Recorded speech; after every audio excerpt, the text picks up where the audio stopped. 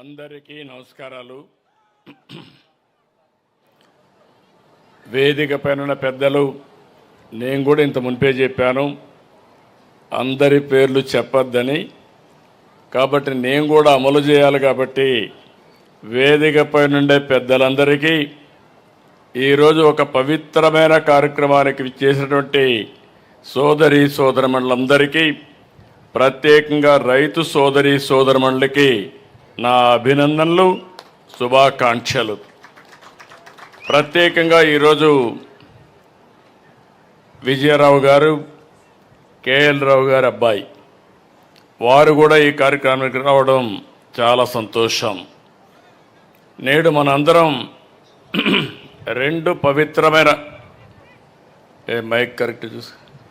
పవిత్రమైన కార్యక్రమాలకి ఇక్కడ సమావేశమయ్యాం. ఒకటి, మీరు చూస్తే భారతదేశ నీటిపారుదల రంగ పితామహులు డాక్టర్ కేఎల్ రావు గారు 124 సంవత్సరాల్లో 124వ జన్మదినాన్ని ఈరోజు జరుపుకుంటున్నాం. చాలామంది పుడతారు కానీ అందరూ ఏ రోజు చనిపోతాం, కానీ కొంతమందే చరిత్రలో మిగిలిపోతారు. వారే యుగ పురుషులు. అలాంటి యుగ పురుషుడు, ఒక చరిత్రకారుడు కేఎల్ రావు గారు అని చెప్పి మరొక్కసారి విజ్ఞప్తి చేస్తున్నా. ఈరోజు కేఎల్ రావు గారిని చూస్తే సాగునీటి సంఘానికి ఆయన చేసిన సేవలు ఎనలేనివి. అందుకే ఈ ప్రభుత్వం గుర్తించాం. భవిష్యత్తులో ఈ సంవత్సరం అంతా కూడా కేఎల్ రావు గారి యొక్క 125వ జయంతి ఉత్సవాలు జరుపుకోవాలని, ఆయన స్ఫూర్తి ప్రతి గ్రామానికి తీసుకెళ్లాలని సంకల్పించాం. ఇక్కడుండే ఇంజనీరింగ్ నిపుణులు కానీ, సాగునీటి సంఘంలో పనిచేసే రైతు సోదరి సోదరమణులు కానీ అందరూ కూడా దీనిపైన చర్చ చేయాల్సిన అవసరం ఉంది. చర్చ చేసి దీన్ని లాజికల్గా ముందు తీసుకుపోవాల్సిన అవసరం ఉంది. అదే సందర్భంలో పట్టిసీమ గోదావరి జలాలు కృష్ణమ్మ చెంతకు తెచ్చిన సందర్భంగా నిన్నే నీళ్లు రిలీజ్ చేస్తే ఈరోజు జలహారతి కార్యక్రమానికి కూడా శ్రీకారం చుట్టాం. ఇది నా మనసుకు దగ్గరుండే కార్యక్రమం. అలాంటి పవిత్రమైన కార్యక్రమాన్ని ఈరోజు మనం ప్రారంభించుకున్నాం. కృష్ణా డెల్టా నాకు ఒక అనుభవం ఉంది. నేను ముఖ్యమంత్రిగా ఇక్కడికి వస్తే నీళ్ళు వచ్చేటివి కాదు. అప్పటికే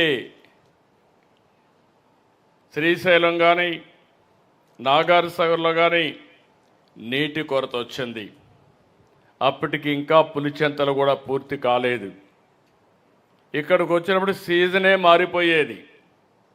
మామూలుగా జూన్లో పంటలు ఇవ్వాల్సింది పోయి ఆగస్టు సెప్టెంబర్లో పంటలు వేయడం, అదే సమయంలో తుఫాను బాధిత పడడం.